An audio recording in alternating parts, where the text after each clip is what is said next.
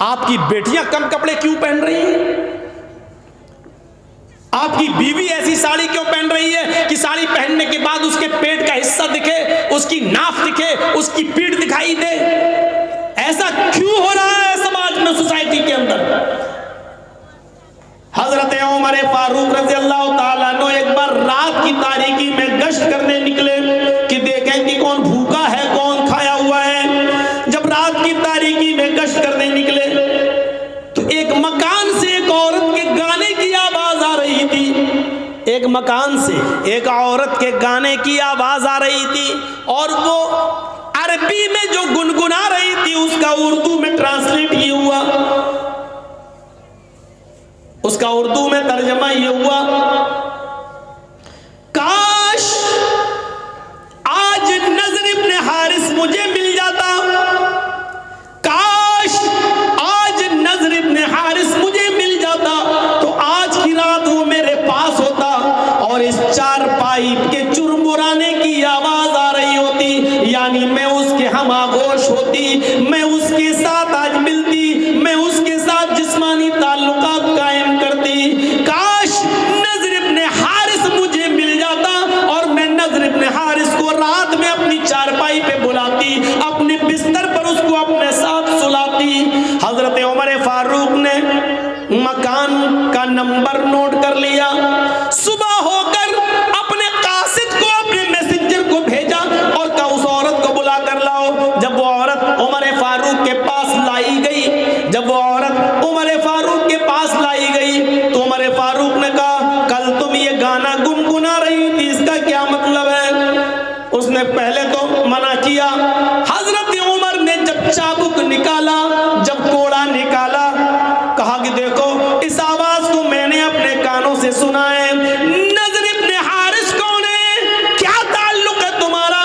کہنے لگی امیر المومنین میرا شوہر میدان جنگ میں شہید ہو گیا، قتل کر دیا گیا، شہید ہو گیا، ابھی تک پھر میں نے کوئی دوسری شادی نہیں کی ہے، نضر ابن حارث کو میں لائق کرتی ہوں، میں پسند کرتی ہوں۔ پوچھا نضر ابن حارث کون ہے؟ اس نے نضر ابن حارث کا نام بتا کر اس کا ایڈریس بتایا کہ فلاں فلاں جگہ رہتا ہے۔ کہا اچھا یہ بتاؤ کہ نضر ابن حارث میں تم نے ایسا کیا دیکھا ہے کہ جس کی وجہ سے تم اس کی اوپر فریفتہ ہو گئی ہو، تم اس کی اوپر مائل ہو گئی ہو؟ نوجوانوں سنو، سلمان خان کی طرح بال رکھنے والوں سنو، اس عورت نے جو چیز بتائی وہ غور سے سنو۔ اس نے کہا امیر المومنین نضر ابن حارث کوئی بہت خوبصورت آدمی نہیں ہے، کوئی بہت خوبصورت لڑکا نہیں ہے، ہاں لیکن اس کے سر کے بال بہت اچھے ہیں، اس کے آگے کے بال بہت اچھے ہیں، ہم اس کے بالوں پر فریفتہ ہو گئے ہیں، ہمیں اس کے بال پسند ہیں اور بالوں کی وجہ سے وہ مجھے پسند ہے۔ فرمایا نضر ابن حارث کو بلایا جائے۔ میسنجر گیا، قاصد گیا، نضر ابن حارث کو بلایا گیا، ان سے کہا گیا اے نضر ابن حارث اپنے بال دکھاؤ۔ نضر ابن حارث نے امامہ اتارا اور اپنے بال دکھائے تو نضر ابن حارث کے بال آگے سے بڑے ہوئے تھے، یہاں مطلب یہاں سے ٹھیک یہاں بڑے ہوئے تھے، ہوتا نا ایسے بہت سے لوگ کرتے رہتے ہیں، عادت ہوتی ہے کبھی کبھی، یہ اسٹائل ہوتی ہے آگے کے بال یہ۔ تو اللہ حضرت عمر نے کہا اوہ یہ زلفیں ہیں تمہاری، اے نضر ابن حارث تمہاری زلفوں نے، آگے کے تمہارے بالوں نے مدینے کی عورتوں کو فتنے میں ڈال دیا، مدینے کی لڑکیوں کو فتنے میں ڈال دیا۔ نائی کو بلوایا، حجام کو، باربر آؤ ادھر، کا کیا ہوا؟ ان کا ٹکلا کرو۔ کہا امیر المومنین میں تو اس عورت کو جانتا ہی نہیں ہوں کون ہے، اب وہ اگر میرا نام لے رہی تو میں کیا کروں؟ کبھی کبھی ہوتا ہے ایک طرفہ محبت، وہ کہہ رہا ہے نضر ابن حارث میں تو جانتا ہی نہیں ہوں کہ کون ہے، ارے وہ میرا نام لے رہی ہے تو اس میں کیا کروں، میں گیا تو نہیں ہوں۔ تو امیر المومنین نے کیا کہا، نضر ابن حارث تمہاری بات ٹھیک ہے لیکن سبب تو تمہارے بال ہیں، نہ تمہارے آگے کے یہ بال اتنے بڑے ہوتے، لہذا تمہارے بال کاٹے جائیں گے۔ ان بالوں نے فتنے میں ڈال دیا۔ کھڑے میں ٹکلا نہیں کرانا چاہتا ہوں۔ کہا تم نہیں کرانا چاہتے تو کیا ہوا؟ تمہارے بالوں نے مدینے کی عورتوں کو فتنے میں ڈال دیا، اس برائی کو میں مٹا کے رہوں گا۔ اور پکڑا ان کو، بیٹھ، بٹھایا اور اس طرح چلوا کے ٹکلا کر دیا۔ ہو گیا ٹکلا۔ اب وہی امامہ اٹھایا اور ان کے سر پہ باندھ دیا، لو چلو۔ اتفاق دیکھیے، کبھی کبھی ہوتا نا، ٹکلا کرنے کے بعد جب امامہ باندھا تو پہلے سے زیادہ خوبصورت لگنے لگی۔ ابھی مدینے کی ایک عورت ان کی اوپر مر رہی تھی، اب جو دیکھتی وہ مرتی ہے۔ اتنا خوبصورت، اتنا خوبصورت، 10 عورتیں ان کی اوپر مرنے لگیں۔ حضرت عمر فاروق نے پھر بلایا، اے نظر ادھر آؤ۔ کہا کیا ہوا؟ تمہارے بال کاٹنے کے بعد بھی ہم ناکام رہے۔ کہا پھر اب کیا کرو گے؟ گردن کاٹو گی میری؟ حضرت عمر ہنستے ہوئے کہتے ہیں، تمہارے اس امامے نے اور تمہاری اس خوبصورتی نے ہی مردوں کی، مدینے کی عورتوں کو فتنے میں ڈال دیا، لہذا اب تمہیں اس مدینے سے نکالا جا رہا ہے۔ اب تم اس مدینے میں نہیں رہو گے اور میں تمہیں مبلغ بنا کر، داعی بنا کر یہودیوں کی یا عیسائیوں کی بستی میں بھیج رہا ہوں۔ تم عیسائیوں کی بستی میں داعی بن کر جاؤ گے، اور یاد رکھنا یہودی اور عیسائی کی بستیوں میں جانے کے بعد تمہیں وہاں کی لڑکیاں فتنے میں نہ ڈال دیں۔ یاد رکھنا تمہیں اپنے کام سے کام رکھنا۔ اگر وہاں کی لڑکیاں فتنے میں پڑ جائیں، تم سے عشق و پیار کرنے لگے، تو تم ان کو اسلام کی دعوت دینا، تم ان کو اسلام کی تعلیم بتانا، تم ان کو نماز بتانا، تم ان کو روزہ بتانا، تم ان کو اسلام کی دعوت دینا۔ دیکھنا کہ وہ تمہاری طرف مائل ہو رہی ہیں تو تمہاری بات بھی مانتی ہیں یا نہیں مانتی ہیں، اور جب وہ ایک بار اسلام لے آئیں گی تو پھر ان کے نکاح مسلمان لڑکوں کے ساتھ، صحابہ کے ساتھ کروا دیے جائیں گے۔ پورا واقعہ بیان کرنے کا مقصد یہ ہے کہ حضرت عمر نے جب دیکھا کہ آگے کے بال مدینے کی عورتوں کو فتنے میں ڈال رہے ہیں، تو اپنے ہاتھ سے پورے کے پورے بال کٹوا دیے۔ اس طریقے سے ایکشن لیا جاتا تھا سماج کے اندر کہ کون سی چیز فتنے میں ڈال رہی ہے، اس فتنے کو ختم کیا جاتا تھا۔ ہم لے رہے ہیں ایسا ایکشن؟ نہیں لے سکتے۔ گاؤں کے سردار ہیں لیکن شرابی لڑکوں پر ایکشن نہیں لے سکتے ہیں، بے نمازی لڑکوں پر ایکشن نہیں لے سکتے۔ کیوں؟ سردار صاحب خود نماز نہیں پڑھتے تو ایکشن لے کے کیا کریں گے؟ اگر بے نمازی پر ایکشن لے لیا تو لوگ کہیں گے اچھا سردار جی اپنے لیے چھوٹ، اپنے لیے چھوٹ۔ نہیں میرے پیارے ساتھیوں، حضرت عمر فاروق تو ایسی بستی کے اندر جاتے ہیں، حضرت اللہ، جبکہ نماز کا معاملہ اتنا سخت ہے، اتنا سخت ہے جو کسی بھی حال میں معاف نہیں ہے۔ کبھی میں نے شاید آپ کو بتایا اور نہ بتایا ہو تو آپ سن لیجئے، کیونکہ جو حدیث میں پڑھنے والا ہوں اس میں یہ لفظ بھی آیا ہے کہ لا تترکن صلاۃ مکتوبۃ متعمدا، کہ کوئی بھی آدمی فرض نماز قصدن جان بوجھ کر نہ چھوڑے۔ میرے بھائیوں، اے بچے،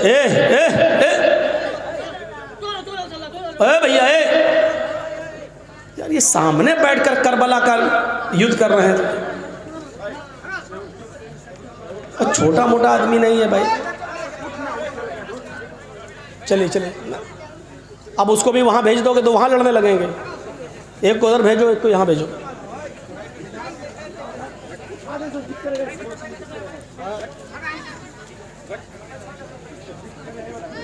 چلیے چلیے چلیے، تو نماز کا معاملہ اتنا سخت، ایک بات سن لیجئے بہت اچھی طریقے سے، نماز کا معاملہ اتنا سخت ہے جو کسی بھی حال میں معاف نہیں ہے۔ یہ تو سب نے بتایا ہوگا، معاف نہیں ہے۔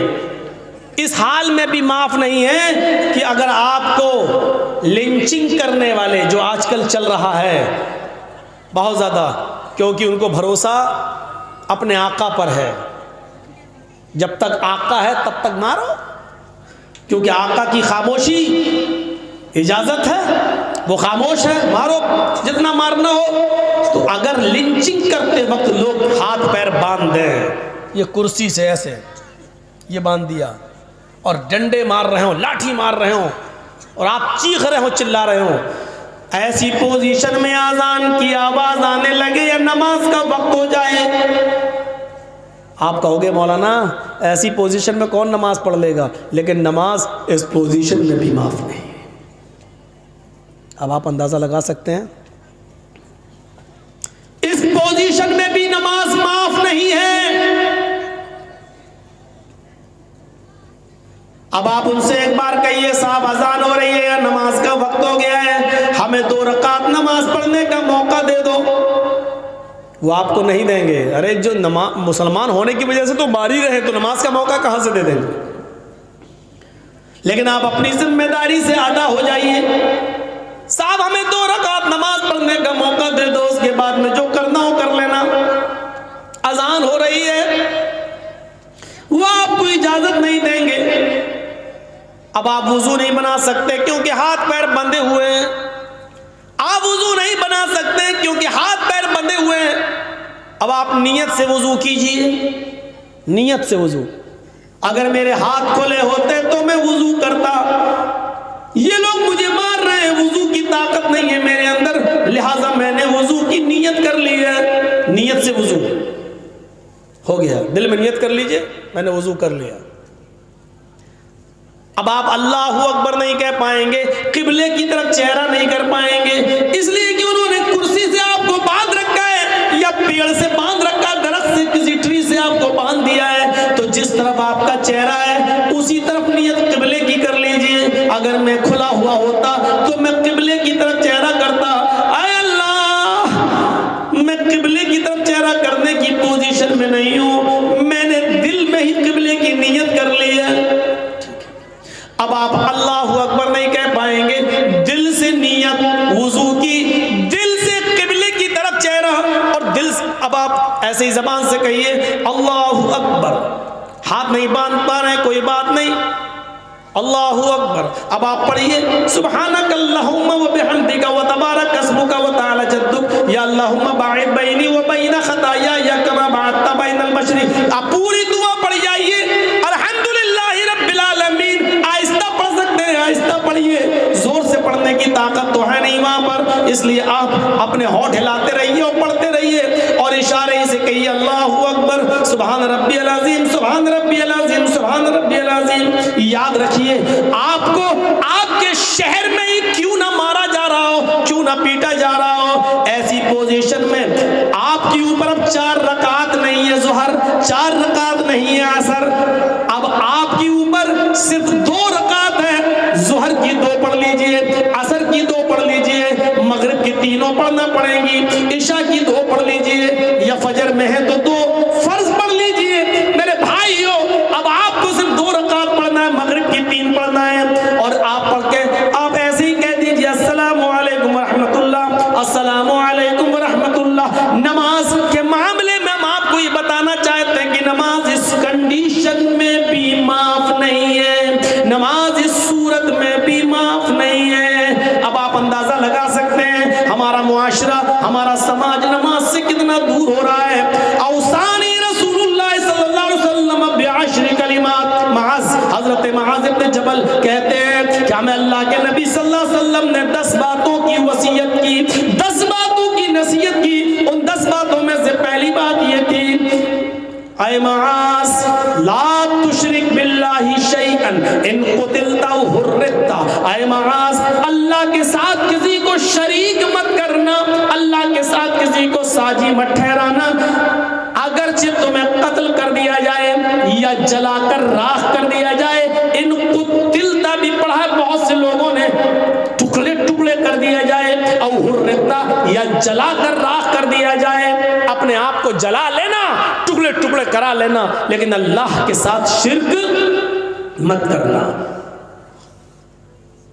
غیبی مدد کرنے والا اللہ ہے، کسی بندے کو مت ماننا، بیٹا بیٹی دینے والا اللہ ہے، کسی بندے میں تصور مت کرنا، دعاؤں کا سننے والا اللہ ہے، کسی مخلوق میں یہ تصور مت کرنا، ساری کائنات کو سننے والا اللہ ہے، یہ کسی مخلوق میں مت ماننا، ہر چیز کا علم اللہ کو ہے، یہ کسی مخلوق کے اندر مت ماننا، کو کہتے ہیں؟ شرک۔ شرک کہتے ہیں اللہ کی صفات کو کسی بندے کے اندر تسلیم کرنا، جیسے اللہ سننے والا ہے، اب آپ کہو گے ہم بھی تو سننے والے ہیں، ہاں ٹھیک ہے، آپ سننے والے ہیں، لیکن ہم میں اور اللہ میں کیا فرق ہے؟ اللہ بیک وقت پوری کائنات، پوری دنیا میں جو بول رہا ہے سب کو سن رہا ہے، یہاں تک کہ اس زمین کے نیچے بھی اگر کوئی مخلوق زندہ ہے، سمندر کی تاریکیوں میں مچھلی، مگرمچھ اور کچھوے وہ زندہ اور چیخ رہے ہیں یا بول رہے ہیں تو اللہ ان کو بھی سن رہا ہے۔ یہ صفت کسی بندے کے اندر، کسی پیر کے اندر، کسی ولی کے اندر، کسی بزرگ کے اندر نہیں مانی جا سکتی ہے۔ اگر ہم نے ایسا ہی کسی بندے کو مان لیا تو یہ ہوا اللہ کے ساتھ کسی کو شریک کرنا، اور اللہ کو یہ چیز برداشت نہیں ہے۔ ارے آپ اپنی بیوی کی تھوڑی سی بے غیرتی برداشت نہیں کر سکتے؟ ایک بات بتائیے، بشٹم نگر کا اگر کوئی آدمی دلی میں رہتا ہو، کام کرتا ہو، اور ایک آدھ سال کے بعد بشٹم نگر آتا ہو، اور دوسرا آدمی یہاں سے دلی گھومنے گیا اور آپ سے ملا، اور جب وہ بشٹم نگر آنے لگا تو آپ نے کہا لو یار گھر جا رہے ہو نا گاؤں کیا، ہاں لو ایک ساڑھی لے جاؤ میری بیوی کو دے دینا۔ آپ نے 3000 کی، 4000 کی، 5000 کی خوبصورت ساڑی خرید کر اپنے دوست کو دی کہ تم گاؤں جا رہے ہو بشٹم نگر، جا کے میری بیوی کو دے دینا یہ۔ اب آپ کا دوست ساڑی لے کر جب بیوی کے پاس آیا آپ کی بیوی کو ساڑی دیتا ہے کہ لیجیے آپ کے ہسبینڈ نے ساڑی دلی سے بھیجی ہے، تو بیوی کا کیا فرض بنتا ہے؟ کس کی تعریف کرے، شوہر کی یا ساڑی دینے والے کی؟ شوہر کی تعریف کرے گی کیونکہ اس نے بھیجی ہے۔ لیکن اب وہ شوہر کی تعریف نہ کر کے ساڑی دینے والے کی تعریف کرے، ماشاءاللہ کتنے اچھے ہیں آپ، اتنی دور سے میرے لیے ساڑی لے آئے۔ ارے اس نے تو بھیجا، لے کے تو آپ آئے ہیں نا، آئیے چائے پیجیے، اور گھر کے دروازے کے ساتھ ساتھ دل کے دروازے بھی اس کے ساتھ کھول دے۔ اور آپ کو اگر پتہ چل گیا دلی میں بیٹھے بیٹھے کہ کمبخت ساڑی تو میں نے دی اور تعریف اس کی کر رہی ہے، ہاں اس کو چائے پلا رہی ہے، گھر میں گھسڑ رہی ہے، داخل کر رہی ہے، اس کو ضرورت سے زیادہ لفٹ دے رہی ہے، فون کر کے اس کو شکریہ میرا ادا کرنا چاہیے کہ نہیں آپ بہت اچھے ہیں، اتنی دور سے بھی آپ اتنا میرا خیال رکھتے ہیں، اور بجائے اس کے کہ وہ میری تعریف کرے، جو ساڑی دے رہا اس کی تعریف کر رہے۔ آپ دلی میں سن لیں گے اگر یہ خبر تو آپ تحقیق بھی نہیں کریں گے کہ کہاں تک صحیح ہے، وہیں سے